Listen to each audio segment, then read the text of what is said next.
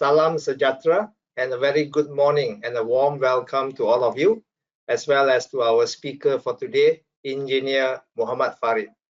Today's talk is part of a series of webinars focusing on Malaysia's competitiveness performance and ranking as assessed and reported yearly by international organizations, namely the International Institute for Management Development, or in short IMD, in their World Competitiveness Yearbook, and also the World Economic Forum, in short WEF, in their Global Competitiveness Report.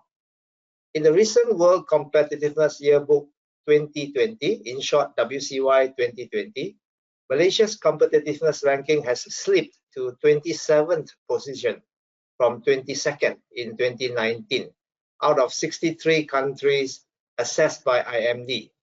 This overall competitiveness score and rank is calculated based on a total of 255 criteria, comprising 163 hard data and 92 survey data.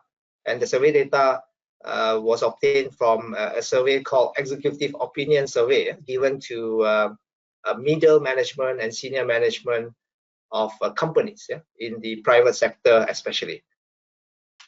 These 255 criteria are categorized into the 4 competitiveness categories in IMD. IMD's WCY, it is called factors. The 4 factors are economic performance, government efficiency, business efficiency, and infrastructure. In our webinar today, our speaker, Engineer Farid, will be presenting on the 2 very closely related criteria of patent applications and patent applications per capita, and the way forward to address these criteria for improvement especially. These 2 criteria belongs to the infrastructure factor. As I mentioned before, the 4 factors under this IMD's WCY competitiveness report. So before I hand over the session to our speaker today, allow me first to introduce him. Engineer Muhammad Farid Aladdin is an experienced academician and consultant with vast experience in consultation projects related to process improvement and regulatory reform. He was involved in various projects spearheaded by the Malaysia Productivity Corporation, in short MPC, related to business licensing, modernization, regulatory reforms, and also process improvements with various ministries and government agencies. He was also involved in research work related to Malaysia's competitiveness ranking in the Global Competitiveness Report and also the World Competitiveness Yearbook. Engineer Farid is currently a lecturer in the Faculty of Innovation and Technology at Taylor's University, Malaysia. Prior to joining the academia, he worked as an engineer in a multinational automotive company. Engineer Farid is a registered professional engineer with the Board of Engineers Malaysia, a chartered engineer with the UK Council, and also a member of the Institution of Mechanical Engineers, UK.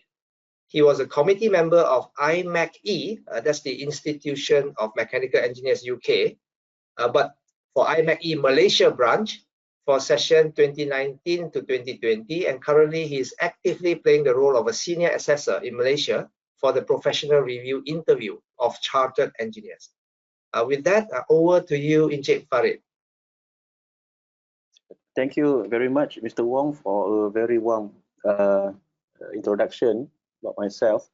Right, so for today, I would like to share with the audience about some research I've been done, which relates to the patent application and patent application per capita, as it is a part of the indicators in WCY, or World Competitiveness Yearbook 2020, which actually determine the rank of our country in this particular international standards. So as have been explained by Mr. Wong just now, I would like to just see the overview of the correlation between these indicators, or it is called criteria in these standards, and the overall score that is given by this IMD, from this IMD WCY.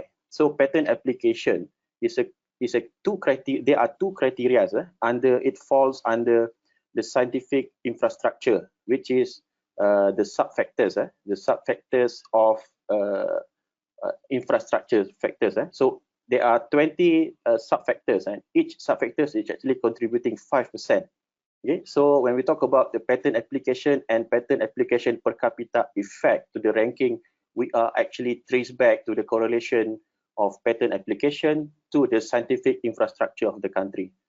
Okay, and then in terms of numbers of criteria that have been actually indicated in the WCY, there are in total 338, and overall there are only 255 criteria that is actually taking into consideration to be measured to become the score. And there are also criteria which they call the background criteria, which is just indicator but not taking into consideration to become the score. Okay, so a part of this criteria are patent application and patent application per capita. Okay, so when we talk about patent application in the scope of this measurements of ranking, okay, so when we talk about patent application, and this specific ranking, it's referring to total number of patent application, either direct and PCT national phase entries. Okay, when we talk about direct means, so this is the concern about the patent application at the international level. Okay, PCT stands for the treaties, the patent cooperation treaties. So it's an agreement between countries at the international level, so that the process of patent can be actually made smoother at the international level. Okay, so it is administered by WIPO, okay, World IP Office. So in terms of patent application, they're looking at the numbers. So they will be counting how many actually comes from Malaysia in terms of total application of direct and PCT at national phase entries. So when we talk about national phase entries, it is the last phase. I mean, just a glance of the process. So the patent applicants need to file it in the local office, and then after 12 months, they can actually file internationally. So it is either direct or it is actually through PCT, a system that is administered by WIPO. Okay, it's just a glance through about the process. And then direct, it could be filed to multiple countries at the same time. But it requires a lot of work. Or it can be through PCT, which is a centralized system. And you have a centralized parties, international parties, to actually do the inspection for the patents. And then it is going to actually pass the international phase. So after international phase, there will be a national phase. National phase where the application comes to the respective countries that the applicants want to apply. Okay, and then but the granting of the patent, it depends solely on the countries that at the national phase. Depends on the countries upon their discretion as well. Okay, and then the second indicator is patent application per capita. So when we see, it is also reflecting the same kind of measures, but it taking into consideration the populations. Okay, so this is like want to compare apple to apple. We cannot compare a country with a very high population with a country with small population. Okay, because high population, of course, the probability of having more patent is actually very high. They have more people to work on that. Okay, so in this particular indicator, they are looking at total patent application per number of population, and in terms of 100,000 inhabitants. So that's how they calculate the score. All right. So in this case, we can see two similar variable, which is total number of patent application. All right. So now we actually can narrow down the focus just on this, because I will actually talking about the population after this, where it is actually not giving much effect to the score. Right. So when we talk about the Malaysia achievement in terms of patent application, so this data is adapted from WIPO Statistics Data Center, where we can see the patent application, I mean direct and PCT total. We can see a very convincing trend, a very good trend, upward trend since 1985 towards 2014, where we have a very nice increasing trend, which is a very positive indication of us in terms of commercialization and innovation, where we actually moving forward. And it start to go abruptly after year 2000, with all this industrialization and more company coming in to invest in R&D and so on. So we have a very good trend, up to 2014. But we can see a drop in terms of the trend from 2014 until 2018, where we can see is a gap of 22% of drop, 2014 to 2018 in terms of trend. So with that, if you see from the ranking, WCY ranking at 2019, our rank was on number 38, because for the sake of calculation, the sake of calculating the score, the organization is actually taking into consideration the data which is 2 years earlier from the data of the published ranking. Meaning to say 2019, they are taking 2017. So to 2020, they are taking 2018. Okay, so for 2020, we are ranked. You see, in terms of ranking, Malaysia is making improvement, number 36. But if you see in terms of values or score, we have a decline trend, where we actually dropped from 2019 to 2030. Our score is dropped quite significant, by 4%, from 2148 to 2060. So this data is solely taken from WIPO, that's Statistical Data Center. Okay, so now interesting thing to discuss about this is that we seems like making a progress, but when we actually see the real achievements, actually we are not making progress. So the ranking is actually getting better because our competitors is not doing well. It's not that we are getting better in terms of figures when we see these figures. So this is something that we should actually look at it seriously. While looking at the ranking, looking also at the achievement of the score, it is not convincing. And I think a lot of things can be done to actually address this condition.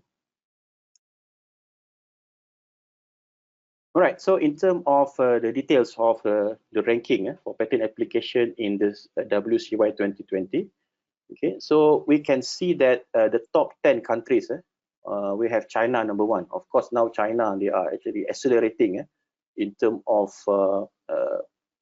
patent application. We have more than 1 million patents, okay, per year. So this is a very huge. But we have to bear in mind also they have billions population. The population is more than 1 billion. Okay, and then secondly we have USA, China and USA, they always compete. And then we have Japan, Korea, German, France, and number 10 we have Netherlands. But you see the huge gap there, okay, between Malaysia and not even Malaysia, between on the number 24th, which is Singapore. It's a huge gap between the top 10 and number 24, which is from 7,000, it is spike up to 36,000 applications. So this is, we can say this is totally a different league. The different league of in terms of commercialization, they are very, because they are having a very high patent application. Right, so just to talk about in terms of improvement, we can look at it ambitiously, or we can look at it realistically with short-term measurements to see improvements. So we can see Malaysia at number 36. So if we actually making 50% improvements, we have the potentials to actually go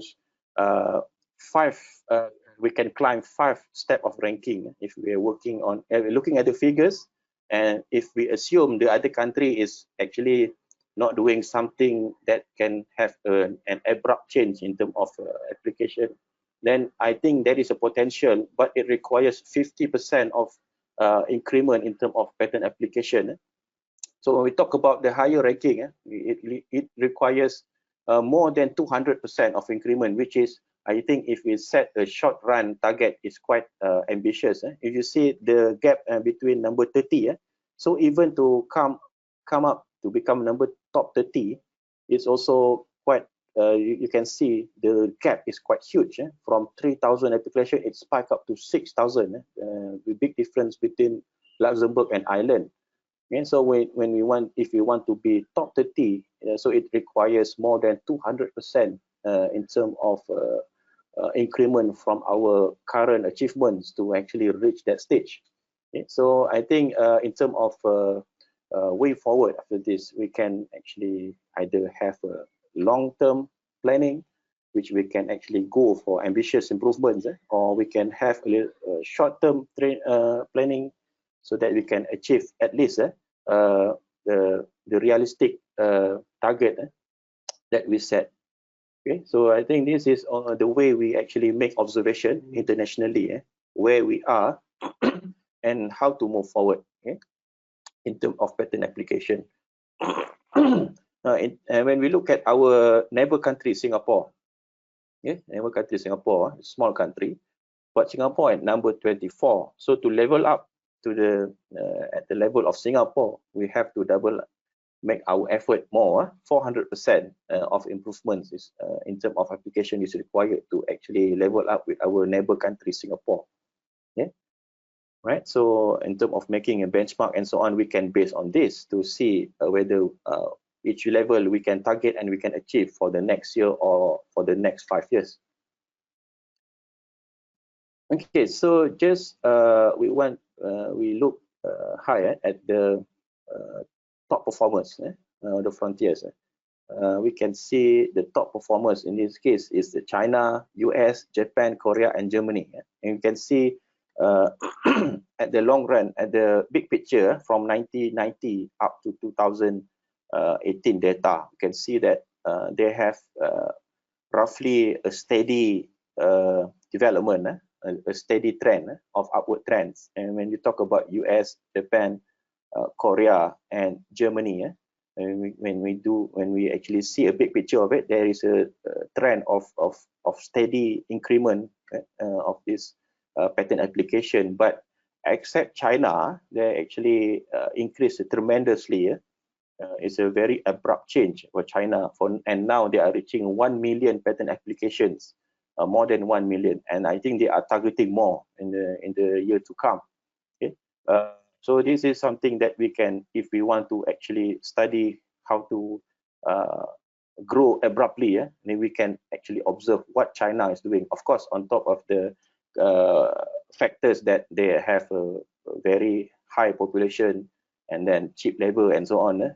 So more investor coming in, more R&D and patent and so on. Maybe some other policies that we can see from China that we can actually embed or implement in our country. And as for other countries, they are actually having a steady development in terms of this. Yeah? And the one that is secondly with a good trend of upward trend is US. Also have quite a steep inclination. So it's a very good trend, positive trend.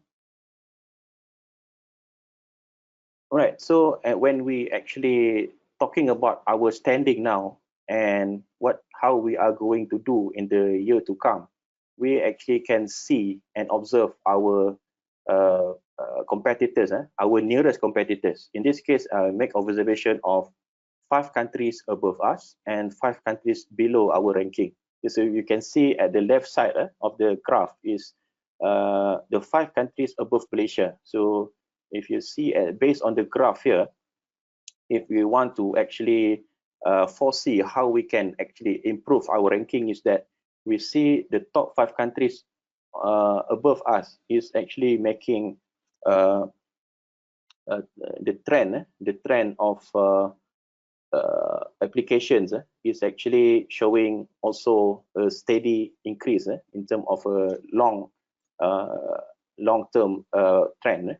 So in order to cope up with them, we have to actually move forward and improve our patent applications. We cannot remain at the same level, and if we remain at the same level, then we cannot actually go along with them, as they are actually showing a trend, upward trends. Except for a country like Ukraine, you can see there is a decline trend. Ukraine and New Zealand also showing some decline trend after 2015. After 2015, they are showing decline trend. So, however, to actually at least maintain our position, we have to keep on increasing the number of patent application. If not, we are not going to cope with the country like, at least try to level up the country like Mexico, and we have on top also we have Hong Kong, as well as Czech Republic. Okay, so just a rough analysis. When we actually on 2014 we have the highest achievement and then we drop. So if we can at least leveling up our level to same as 2014, which required 22% of increment compared to what we have now, we can actually have the potentials to climb 4 positions up. I mean, in terms of ranking, is actually getting lower ranking, meaning better ranking 4 positions up, which is better than Hong Kong, Czech Republic, Mexico, and Ukraine in this case. If we actually goes back to our at least we try to level up back our achievement in 2014. So this one also can be set as a short-run target of 32% to at least level up again the level of patent application with 2014, so that we can actually have slightly improvement in terms of ranking if we do this. So on the right side of this graph, you can see the 5 countries below Malaysia. You can see the upward trend until 2014 for the country like Romania, and our neighboring country Thailand is actually showing upward trend, and also country like Portugal, they are actually having upward trend from 2014. So if we are actually maintain, or we are actually doing not doing well in next year, it's just a matter of time. If we do projection there, it's just a matter of time before these 3 countries will be catching up with us. Okay, so that will actually emphasizing the needs of improving it on top of knowing that the ranking is getting higher. I mean, the ranking is getting better. We're looking at this trend, it's quite worrying, and then I think we need to address this condition here and try to make improvements, or maybe the potential countermeasures, so to improve this indicator here. And then you see the country like South Africa, they are actually below than us, but previous year they are better than us. The past 2 years they are better than us, and it's just a matter of time, because they have performed better. I think just a matter of time, and the difference is not much, just a matter of time before they actually can get the better ranking than us, when we talk about the potential of it. So I think looking at this is quite worrying, and we need to actually address some in terms of maybe initiative behind the policies to actually try to make this indicator better. Okay, so in terms of patent application per capita, I'm just like I mentioned previously, we are having a common variable, which is the number of patent application, total patent application. But for per capita, they are actually affected by the denominator of population. So if we see, the figure, the second figure below, that is the achievements of patent application per capita, okay? And it is actually following the trend of achievement in the patent application. So meaning to say, the number of population is not actually significantly affecting the score. So that's why I would say that if we actually implement the same measures to improve, we can actually improve these 2 indicators at the same time. Because our number of population in terms of growth, if you see the trend, I think it's not going to increase abruptly. So it's not going to give you I think it's just a simple maths. If you have a very big denominator there, then you will have a concern of maybe a lower numbers of the result. So I think in looking at this trend, at the growth of the population is not going to affect significantly in terms of score. So we can actually kill 2 birds in using 1 stone. By using the same measures, we can improve both. In fact, we are not going to talk about this controlling number of population anyway. Okay, so that's why in terms of patent and patent application per capita, we can actually sit down and look at the same measures that which can be done to improve both. But as we see in terms of ranking, we are actually stagnant at number 46, same ranking from 2019 and to 2020, 46. But the score or the value is actually decreased. I think this is actually affected by the fact that the patent application is decreased. So our score is decreased. So looking at this, we actually have to identify what are the short-run targets that we can be set so that we can see at least slight improvement in 2021. In fact, the data for population is already there. It's just the matter of data of patent application, the total patent application that will affect the ranking for 2021. All right, I think that's all about patent per capita. And then in terms of ranking, you see China is out of the chart for when we talk about per capita because they have a very huge population, not just in US as well. You can see in terms of per capita, Switzerland is number one, yeah, because they have very small population, and then they have with this they can have a very significant amount of patent per population, per 100,000 population in the indicator measurements. So we can have Switzerland, Luxembourg, and Republic of Korea. They are top three, and Japan and Sweden as well to become the top five. And huge gap we can be seen also in terms of per capita case, where we see Malaysia at number 46, even with number 32 and number 10, there is a very huge gap there. I think this is a different class already. So our achievements, if we want to actually go beyond top 30, it requires more than 200% increment actually to level up with Saudi Arabia.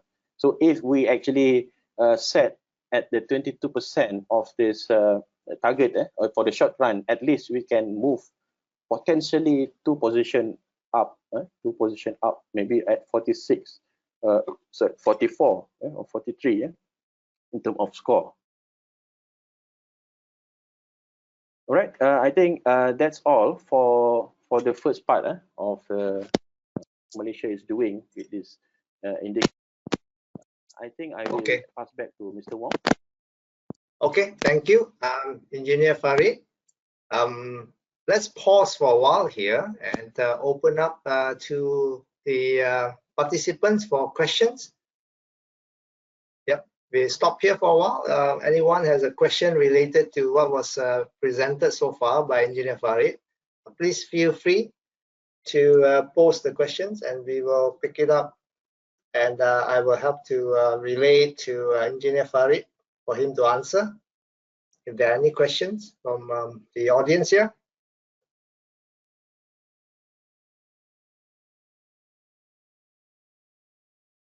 Probably while waiting, Engineer Farid, let me ask the first question to kick off the question session.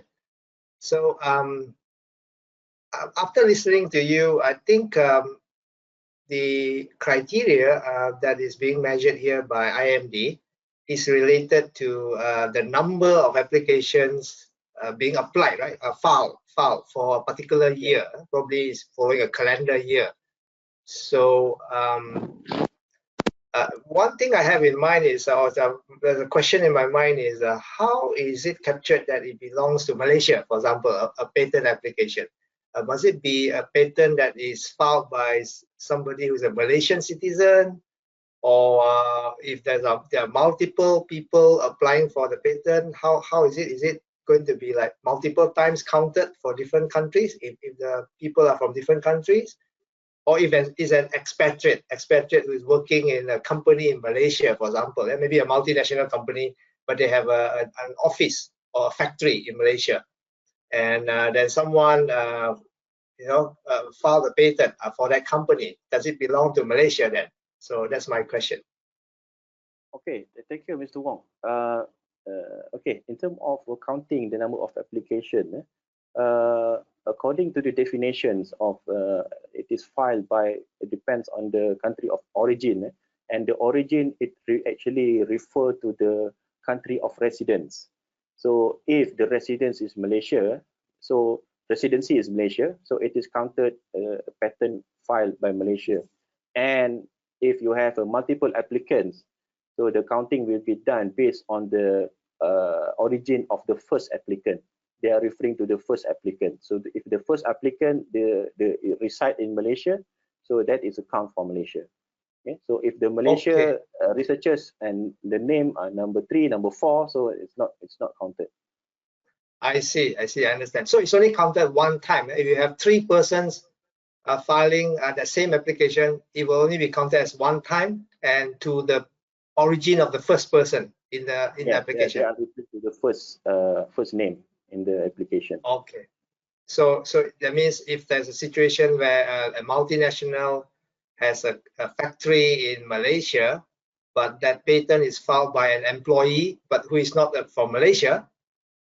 Okay, I'm not very clear about the resident, but maybe he is working in Malaysia and he has been sent by his headquarters to be an expatriate in Malaysia. Does it then count as a resident of Malaysia?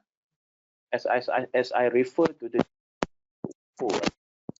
what does it mean by all residents? If there is no country, then they are referring to the country, the origin of the country of that particular person. So in this case, if the residence is actually registered at Malaysia, so it is counted as a Malaysian patent. Okay, thank you very much for the answer, Engineer Farid.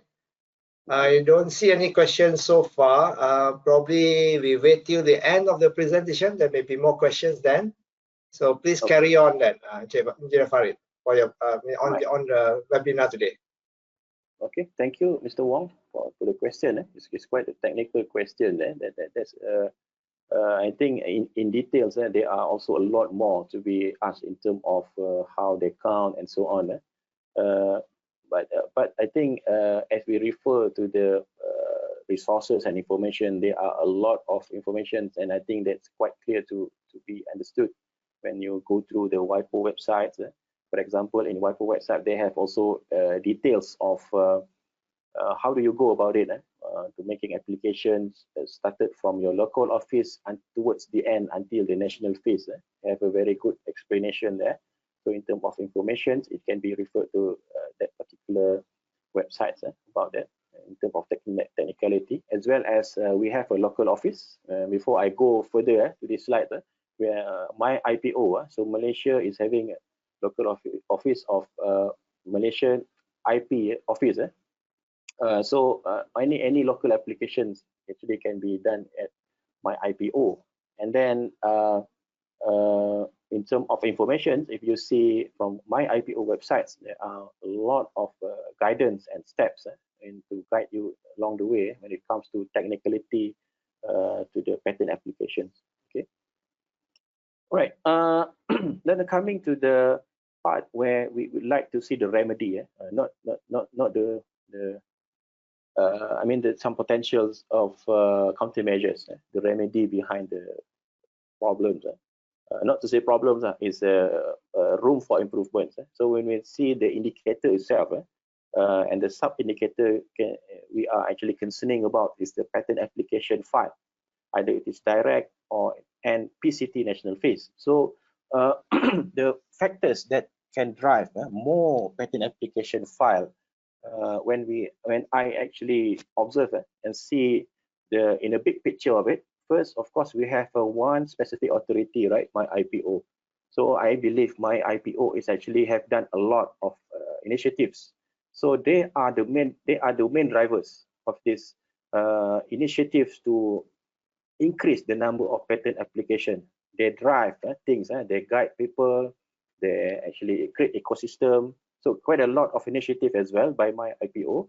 Part of it, the one that I can see from also last time we have engagement with some my IPO officers, and they also talk about the initiative of TISC, and where I believe this is this is a great initiative to actually drive this indicator, because TISC is collaboration between my IPO and institutions like higher learning institutions to give the institution access to the WIPO database, so that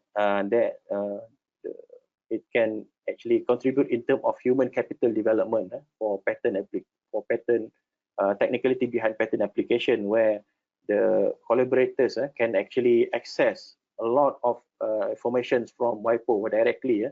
A lot of database can be shared to that particular. So this like a strategic understanding. So it's very good, and a lot of institutions also participated. So I believe a lot more initiatives by my IPO.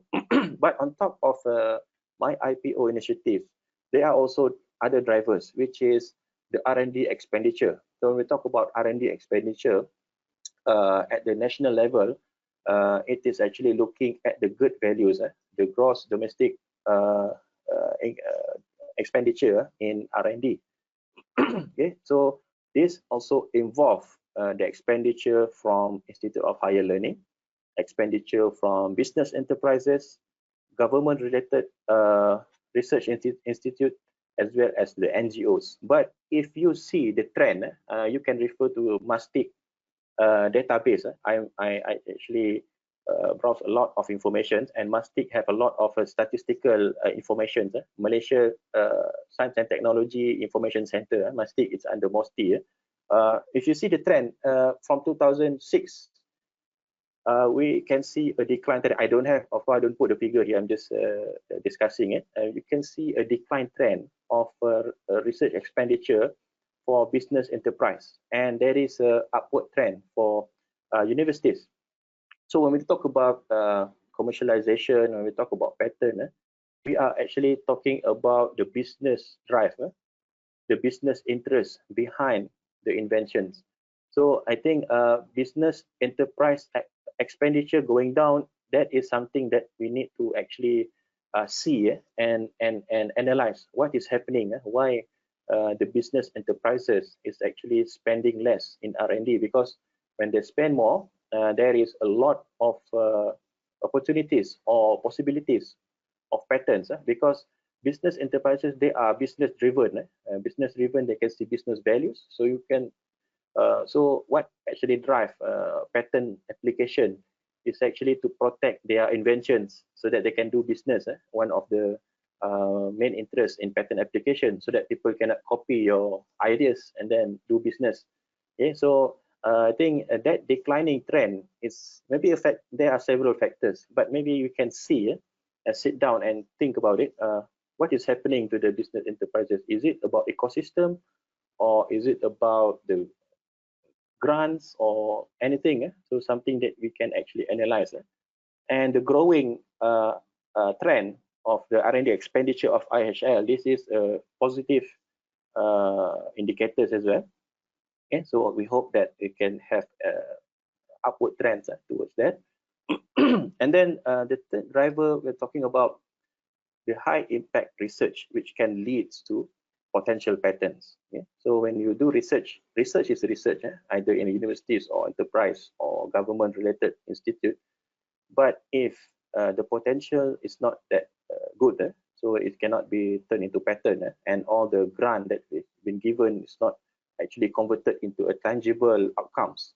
So there must be, in the big picture, we can see we need a drive to indicators of high impact research, so that the research institution, even though they produce small research, but that research is giving high impact and producing more patents. Okay? Rather than you do a lot of research, but the impact is not huge, and maybe the novelty is not that good, so this cannot be turned out into patent. Okay, and on top of support to high impact research is to attract outside research fund. Yeah, because one of the challenges of doing research, of course, they are saying no money, no talk, and no money, no research as well. Okay, so that is a saying among these researchers. So of course, in terms of the funds, it depends heavily on the national expenditure. But alternatively, if we have same expenditure in the country, there is a way to actually look for the resources. For example, we can attract high impact research, can actually attract research fund from outside. So when with that, we can actually drive into have more patents because we have the fund, which is not solely depends on the national resources. Yeah. So high impact research is also the driver of this contributing to the patent application. And last but not least, the root cause of this potential root cause of the patent application is the filing cost and training. So why I put it as a driver is that if we focus on how to create a better ecosystem to patent application, I believe it can become a driver to the patent application. I mean, on top of what my IPO is doing now is solely focusing on the filing costs and training. It's not just my IPO, but this one is actually involve some other agencies as well. Okay, so in terms of filing costs, it's not necessarily you are talking about the cost of application or okay, which is under my IPO, my cost application, but also the cost is required to file also involve third parties. It involves patent agent, for example, and it will be very costly. Okay, so in terms of that, if we actually conduct training and have intense training on because this is not to change the ecosystem. I know there is also agent. It's not to change the ecosystem. It's just that we would like to give opportunity for those who don't have this financial strength to apply for patents. For example, in fact, we can actually channel the market for patent agents to more well-established companies or universities with very high reputation, we have no concern of the research fund and so on, so they can go that. But how if these small enterprises or individuals with good inventions, so they want to patent but they cannot afford because of this. So therefore, if there is a leeway, if there is a alternative for them to actually intensely be trained to file this patent by themselves, then I think that will increase the potential of having more patent applications. Of course, with training, training meaning to say we need to actually instill also the mind of actually filing internationally to PCT and so on. Okay, so this is also can become driver because it will come across the ministries. It's not just my IPO. So when we talk about researchers, you're also talking about researchers in universities. Maybe the young lecturers who actually have brilliant ideas, but due to very limited fund, cannot get it. Then so they cannot actually proceed further if they are actually with the universities with also limited funds. So it's not possible to do that. But if we give a leeway, we train them in a way that they are able to actually come up, for example, come up with the filing documents by themselves, well-trained, a guided trainer by this.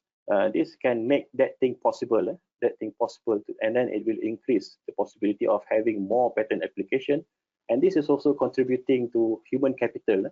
More experts in patent will come up because it is trained. So this also initiative need collaboration between agencies or ministries because it come across. When you talk about business enterprise, then you talk about different agency. And when we talk about some other agency under different ministry, okay, GRI, for example, government-related research institute, then that will actually across different ministries. So we need to synergize the effort towards this to have reduced filing costs and intense training to the potential researchers. Right. So I believe these are 4 indicators that can actually we can have a look at it and address the potential countermeasures out of these 4 drivers. And maybe just to highlight a few related agencies that we have in Malaysia, I believe they also have put a lot of effort in this. So maybe our role is try to see and maybe give some values, in terms of ideas on how they can actually move forward with on top of the initiative that they have now.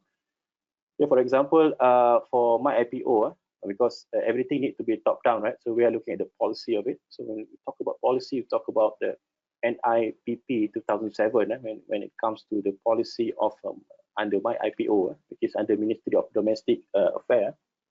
And then MOSTI have a national policy on science, technology, and innovation, as well as intellectual property commercialization. So there are policies for these two policy. When I go through that, a lot of good initiatives have been actually planned. Okay.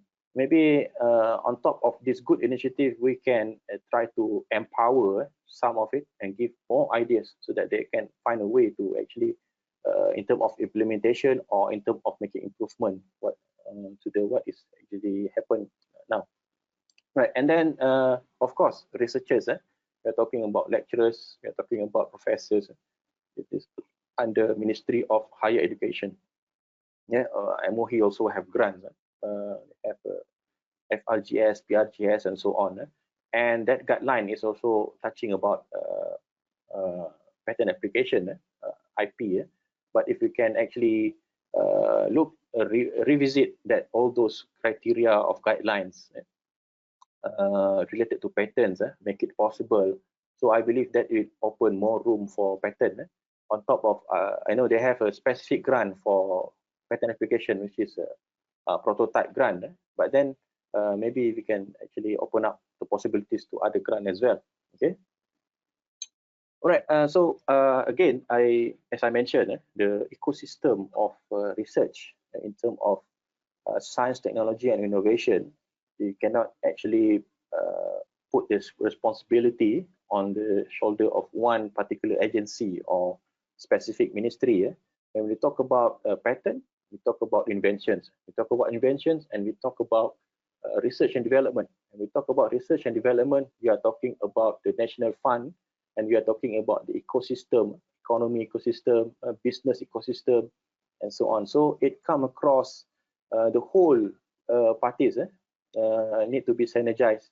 But of course, we can select a few and try to synergize the goal so that we can achieve specifically on increasing the patent application, okay, or the potential way to increase it. So you see there is also involvement in MITI, potential involvement also from MITE, Malaysia Industry High Technology Group, in terms of to actually support the business enterprises. And also, of course, MDTCC, my IPO, is directly overseeing these patenting and other IP related matters. And also MOSTI playing very important role. So the arm under MOSTI also can have involvement to support this effort towards actually more outputs in terms of patent application. And of course, MOHI, last but not least, Ministry of Higher Education, which actually overseeing universities. So whatever top-down direction from MOHI implemented by universities. So, right, moving forward, besides when we discuss about the achievements, and then we discuss about the drivers, what drives it. And then so, of course, the way forward is to see if there is potential top-down instruction in terms of policies that can be actually can be improved, or maybe can be empowered with different initiatives. Okay, so to discuss that, I'm looking at the NIPP, National Intellectual Property Policy, and then National Science, Technology, Innovation Policy under MOSTI, and we have the IP policies under MOSTI, as well as the fund guidelines for MOHI. So these are I have identified maybe 4 guidelines and policies which actually can give a top-down direction, so that the effort towards having more patent applications can be actually enhanced. Right. This is just, I just put it. It's quite wordy there. Maybe we can just discuss about it. So when we talk about the NIPP, I'm referring to the strategy 5.2, the promotion of IP generated activities. So below these strategies, the proposal is that to drive this promotion, for example, the promotion, it could be in terms of training, so it could be also in terms of developing human capital. Okay? So in terms of that, my IPO might have resources, might require certain level of resources to do that, okay? Since they are the one who actually in charge of it.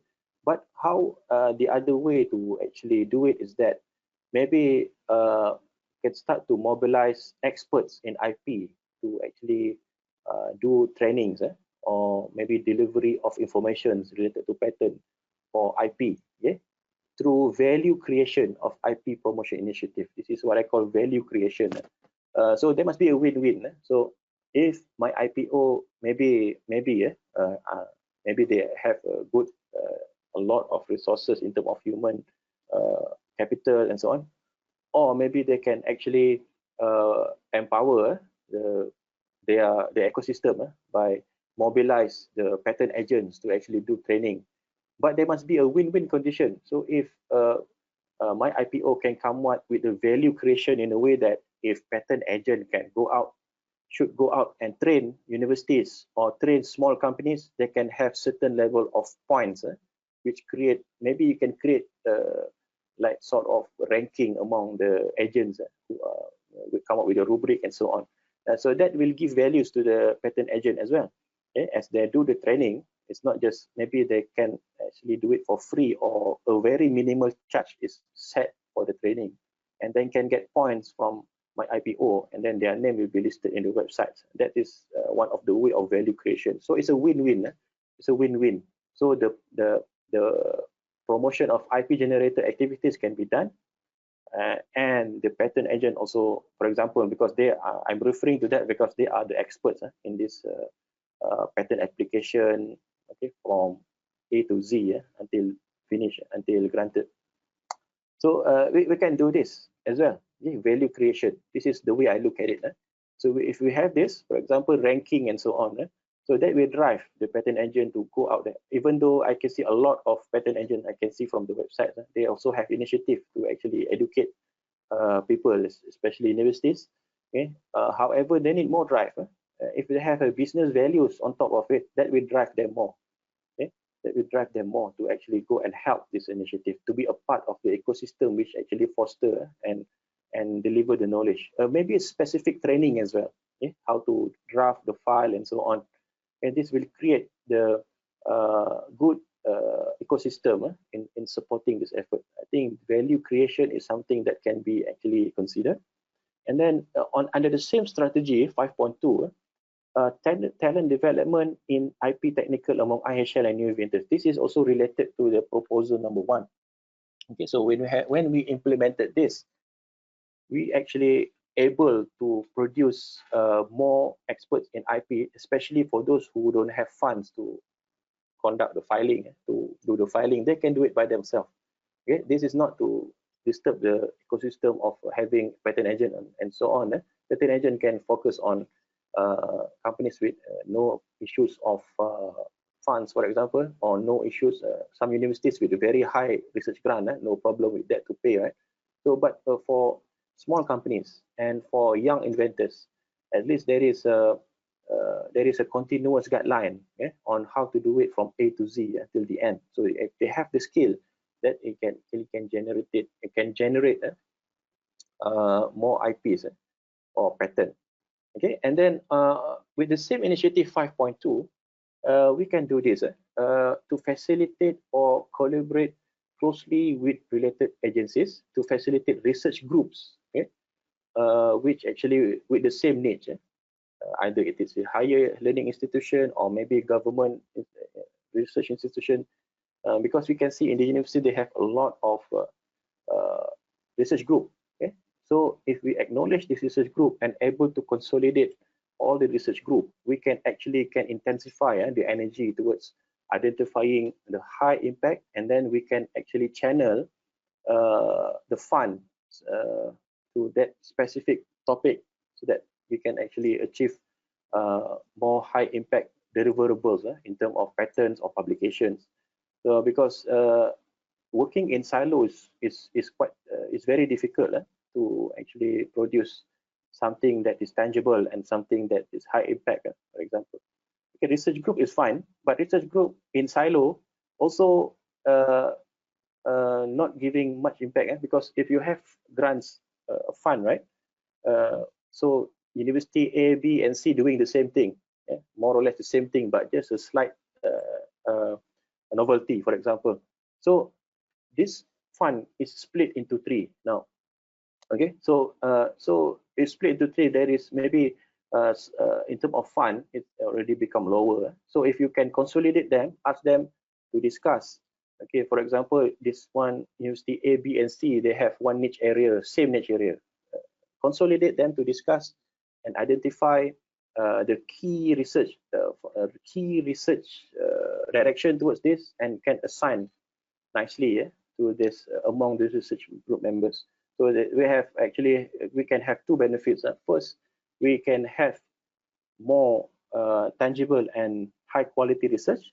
Secondly, we can have the least pool of experts in our country. Okay? And let's say people asking who is expert in vibration, then you can say, okay, this is group and this is the group leaders, and they are doing this. So information is there, okay, in terms of expertise and so on. So we can actually work on this to consolidate the group research group among the HIL or maybe GRI, government related institute, so that they can synchronize their research and achieve better outputs.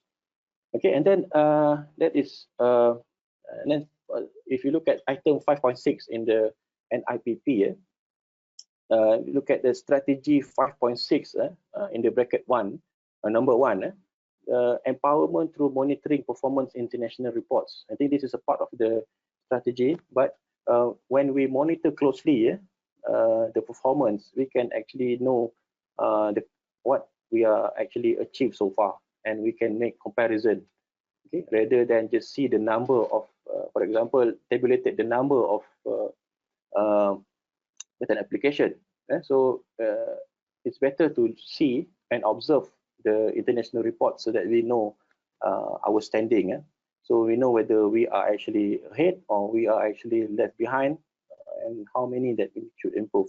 So monitoring of international reports, just like that MPC is doing now, which is IMD report from IMD and report from GCR report, which is from Economic Forum and so on. Okay, and then under 5.7, the strategy number 2, empowerment through effective engagement with related ministries for implementation. I mean, this is also just like I mentioned, there is a ecosystem in terms of human resource development and public awareness. So we need to empower the engagement between, for example, MIPO, or and then under MOSTI, maybe we have MASTIC, or may have maybe some other related agencies to actually sit down and we can be more engagement so that they can synchronize their, for example, policies or maybe their initiatives so that they can drive. You can have a strong drive with the synergized strategies by the related ministries or agencies.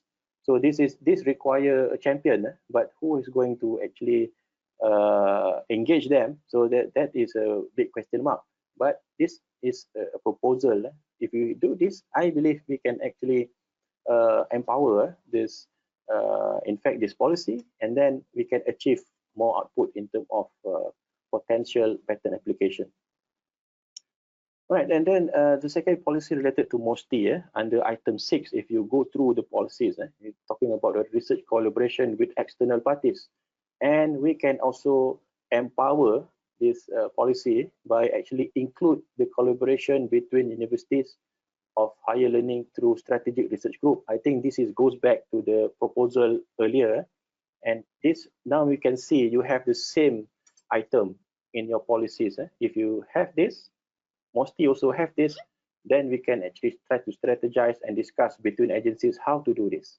Okay, and then also need to liaise with MOHI in terms of actually getting universities involved with this. So this require a very uh, uh, uh, you know, a huge collaboration or partnership, or in working together, right? And then I when I see this proposal policies, maybe something that come up to my mind is that we can introduce a compulsory allocation for IP in the fund for specific field. Yeah, I know they have listed down the main research areas, right? Okay, the research areas are already narrowed down, but then on top of that, to be specific with that certain field is actually have high potential for pattern. And then if we have people who can actually identify, okay, this one is a very high impact, and then therefore grant for this project must have pattern. Okay, so if we can do this, we can increase more patent application. But then again, to do this, we need experts, and experts, they are among people in the research group. So that's why it also it's like a chain reaction. When you do that, you consolidate all the research group and you facilitate them. You can have all the informations and you can have them to pinpoint this, so that you can actually use the information to start to narrow down the fund, or maybe the potential pattern, that you can allocate a specific fund for pattern for that particular specific field or topics. So this one, this is related. And then under item 12 in the policy, incentive for inventions. The incentive is given in the policy. If you see it, it's quite that's good. Okay, that is good. Just giving money. But if for actually initiative in order to have more application, to give encouragement, maybe the agency or ministry can come out with the incentive where if you have filed a patent, and then for the future patent, you will have one fully funded patent, or maybe if you apply again, you can actually partially be funded for that patent application. So that is maybe some ideas to actually uh, encourage people to file more patents. So once they file one patent, it's written there in the policy. So second patent you can actually have within 2 years period. So if you apply again, you can have we give the period, of course. It cannot be forever, right? Maybe 2 years, you apply again, you can have potentially, maybe it depends on the fund as well. If you have fund, if not, maybe partially fund the patent. So researchers will be encouraged by this. They are actually seeing the opportunity to produce more patents. So I think this is a good incentive if it can be actually introduced to encourage patent application. And then if you see from NSTI policies, maybe under the strategic thrust 1, advancing scientific and social research development in terms of commercialization, this is again goes back to the earlier proposal, where under this strategic thrust also we can have proposal to actually engage and facilitate research group, okay, to actually address this strategic thrust 1. Because when we talk about advancing science and social research development and commercialization, we are talking about expertise, expertise in field of science or social research. Therefore, engaging and facilitating research group among universities, or this will give this will drive this strategic thrust 1, okay? And also synergize the expertise in the business and enterprises. Okay, this one also can have impact on this strategic thrust 1, and it will give also impact and potentials to more patent applications. And then last but not least, I think this is close to the heart of lecturers or academicians.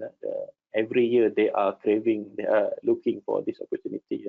FRGS, TRGS, but when looking at the guideline for grant of FRGS and TRGS and LRGS, they are not allowed to use that expenditure for patent filing, if you see. But at the same document stating that you are encouraged to file for intellectual property. Okay, so encouragement is there, but you are not allowed to spend money on filing patent.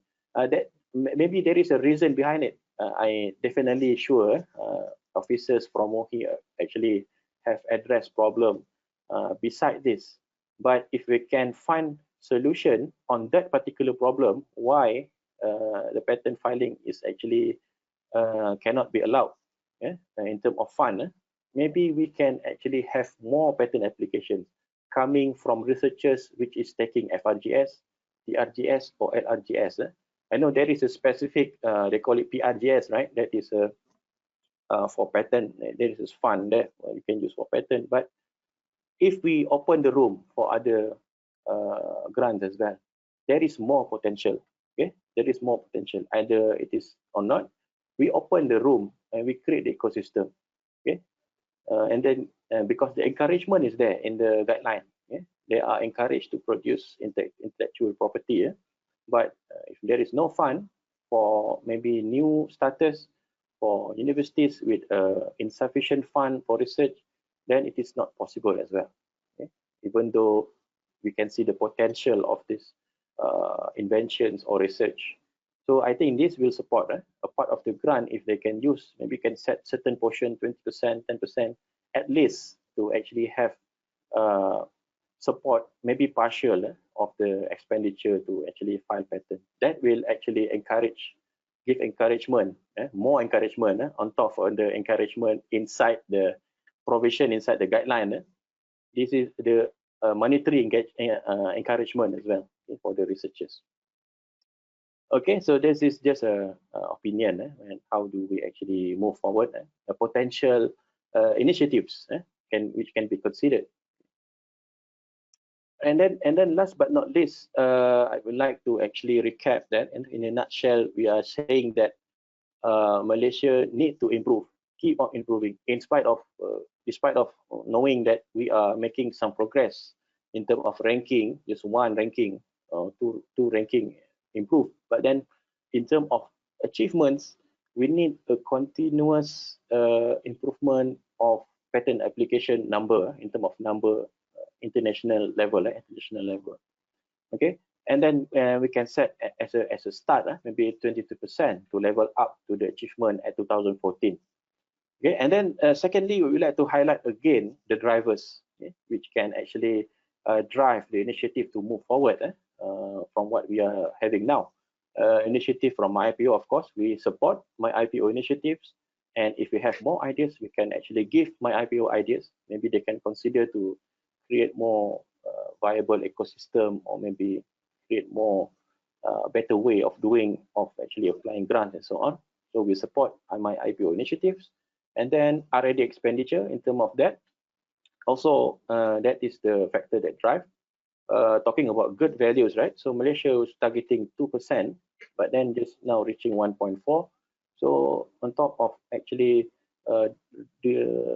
relying solely based on the internal grant, internal expenditure, we can also explore how we can actually increase the R&D expenditure in terms of attracting maybe more companies to actually spend in the R&D expenditure internally or externally, to actually have the potential solutions to have more patent application. And then high impact research, of course, this drives innovations and commercialization. And last but not least, I think this is the most crucial problem in terms of filing costs and training at the micro level. As an inventors, this is the constraint, okay? The technical knowledge on how to do it, and the monetary, the cost to do it. At the micro level, this is, if we can work on this initiative, we can drive towards actually increasing the level of patent application number. And last but not least, this is something that I actually highlighted quite some time in this sharing, is that a synchronized initiative from different parties will make this possible. Okay, so it's not just my IPO, they can do their best, but maybe the impact is not huge as if we get involved people from MOSTI and get involved people from MOHI to actually try to synergize their strategies or maybe their policies towards empowering the IP application in Malaysia. Yeah, so just like I mentioned just now, the effort to, for example, to facilitate research groups in Malaysia's institutions also require a collaboration between different parties or agencies. So last but not least, synchronizing initiative from respective parties will actually spearhead a significant effect to these indicators. So I believe that. Okay, I think with that I actually finish my presentation. I give back to you, Mr. Wong. Okay, thank you very much, Engineer Farid, for a very enlightening and interesting presentation and sharing here related to patent applications.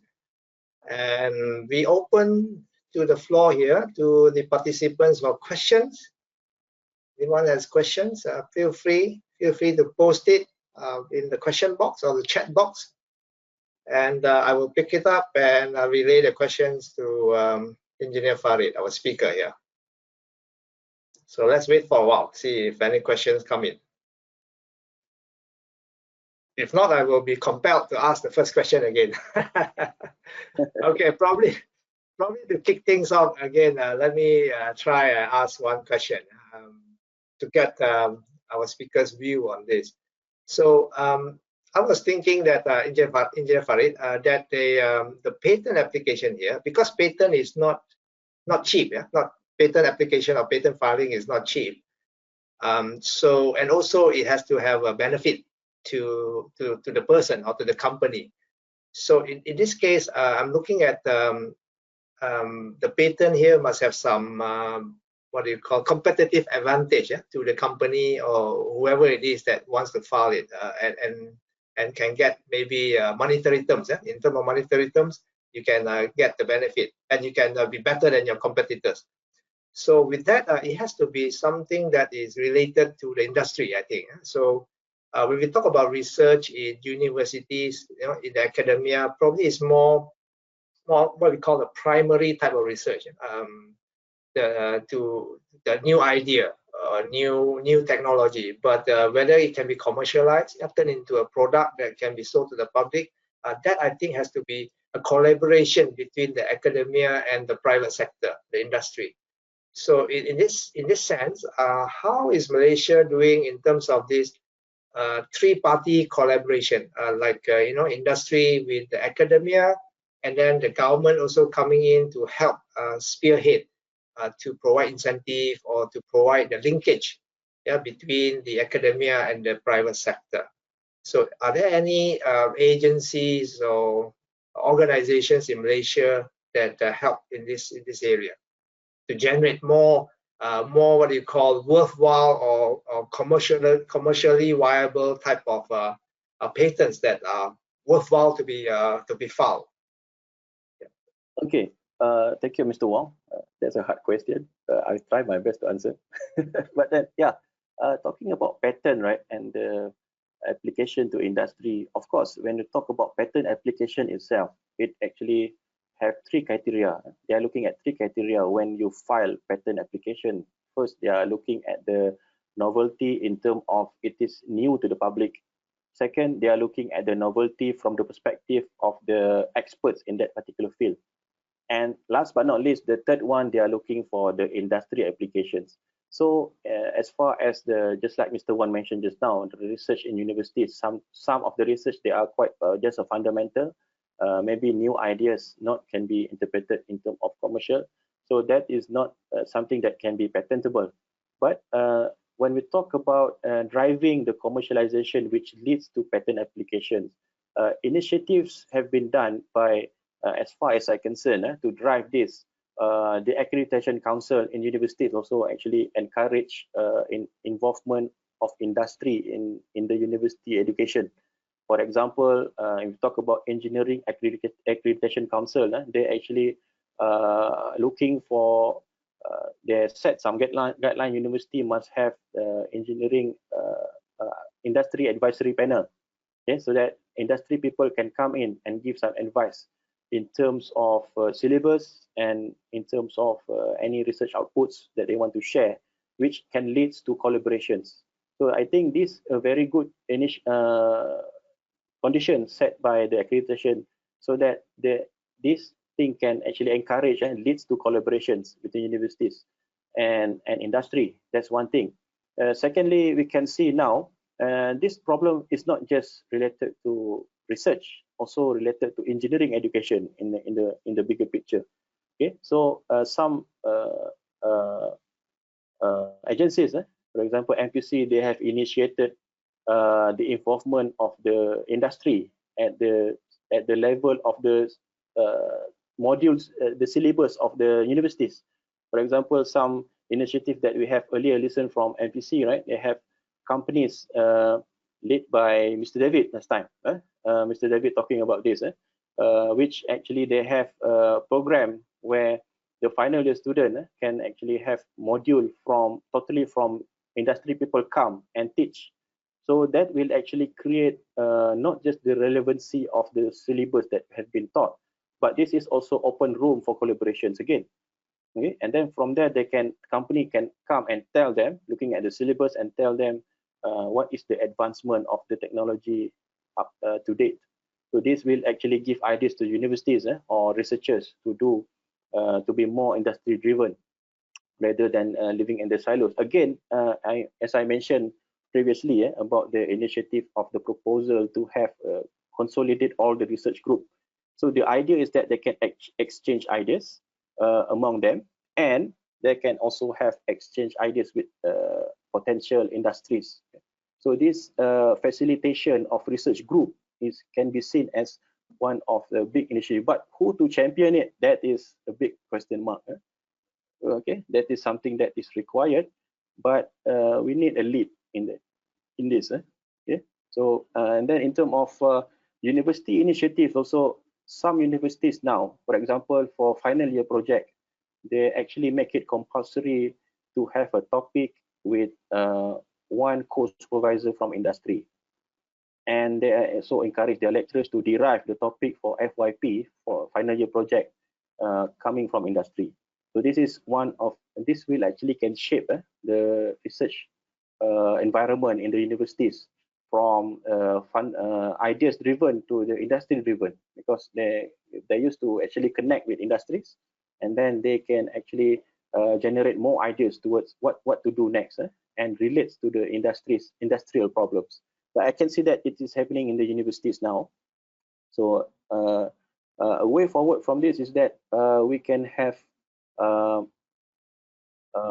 more companies investing in the universities. Yeah? For example, in UK, you can see a lot of big companies. They are making investment in the universities. You go to the Cranfield, you can see an airport inside the Cranfield University. I was stunned. An airport inside the university, and Nissan Technical Center also inside the university area. Okay, so that again, it must be a win-win situation. The academician must have what it takes to actually benefit back to the industry. Okay, so what academicians can do is to go out there and offer expertise, so that it can convince the company to actually come and invest in terms of R&D, collaborate in terms of ideas to produce something which is tangible and have business values. Okay, on top of it. Of course, there's a win-win. Companies need fund, and sometimes industry, they need ideas. Okay, so this is a win-win situation. But how to merge this is also a big challenge. Okay? Until now, I think quite a number of universities have doing that, but I think it's still at the preliminary stage, as we need to actually have more big companies to have trust in the universities. Okay. Thank you, Engineer Farid. Yeah, I share the same view with you. I think Malaysia, I mean, the universities in Malaysia, not only the public universities, but also the private universities should be, looking at the long term, should move towards being research, to do more research, and then after that move on to become like an entrepreneurship, how to do the fundamental research as well as application-wise, in terms of application, how it can be commercialized, and then partner with the private sector, the industry. similar to what I've read about, Silicon Valley. That's how it came out. Yeah, Silicon Valley. There's a lot of collaboration between multinationals, high-tech company with universities in that area, in the Silicon Valley area. And then in the case of China, we have a university like Tsinghua University. They do partnership with many multinationals, especially in the technology, high-tech area. So with that, I don't see any questions yet. Maybe let me ask the final question, since there are no questions from others.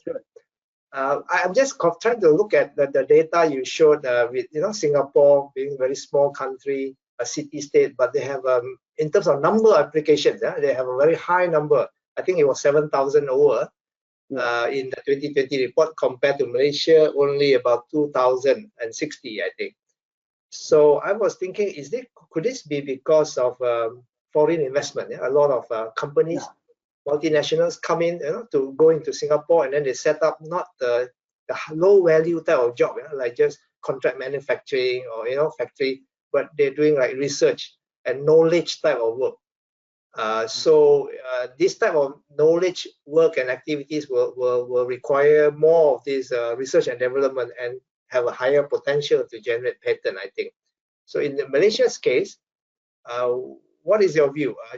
Is there like an initiative that goes on that try to bring in foreign investment that are of what you call create more high value job rather than the low income, low value type of job in Malaysia, so that we can advance further in this patent applications area?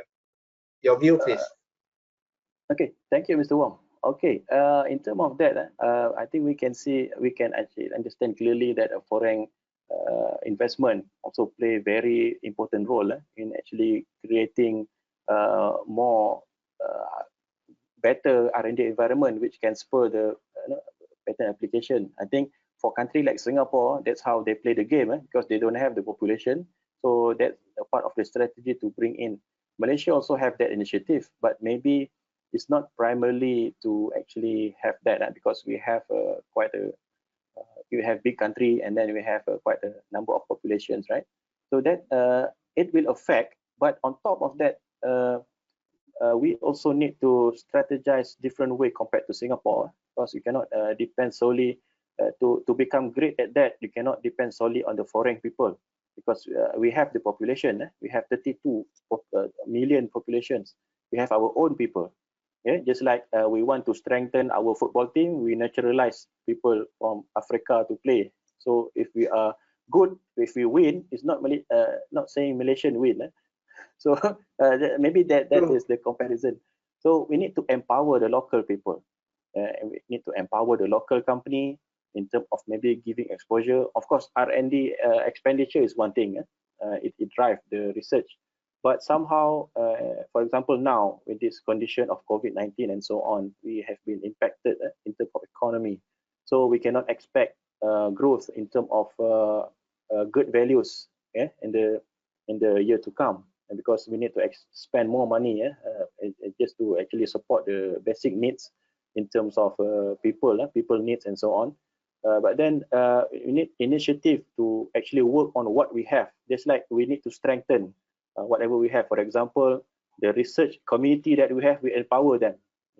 And then the research grant or research fund that we have, we empower them. We actually strengthen and get more people to think about how to make it impactful and more efficient. So even though we have small fund, but the impact can be huge if more people working on it and more people actually helping towards identifying the high impact research, which give impact. It's not necessarily you spend a lot of money, but the impact is small. Also, it's not working, right? So that's why all these initiatives that I actually proposing is towards empowerment of people and towards empowerment of the existing resources that we have, despite of thinking of adding more resources, because we understand now, right, Mr. Wong, the condition of economy is not that good. So I don't think they will spend more money on R&D in terms of the national funds. So I think that's the key term. We empower our people, empower our existing R&D environments. Then we can move forward. Okay, thank you very much. Yeah, I agree with you, Engineer Farid. So it's all about the people, how we can empower the people, move them up to be more well versed, yeah, or in the economy, what you call knowledge economy, and also in this era of industrial revolution 4.0. So I believe a lot of the patents are related to science and technology, yeah, in this era. So if Malaysia can move towards that direction, we will have more opportunity to increase our patent numbers. And of course, you mentioned also the ecosystem. Yeah, ecosystem, the environment is very important, and that is where the government agencies can play a big role in that to enable this conducive environment and ecosystem to generate more R&D activities that will lead towards a higher number of patent applications as well. So with that, thank you very much, Engineer Farid, for very interesting and insightful talk here today. I believe especially me, and I believe all the participants also learned a lot regarding patent and how patent fits in to the entire competitiveness of a country, let's say. That's what it is being used. That's why it's being used by IMD to do the measurement. Okay. Okay. So with that, I think we end our talk today. Thank you again, Engineer Farid, and to all the participants. Thanks for joining. Have a good day, everyone. Okay. Bye-bye.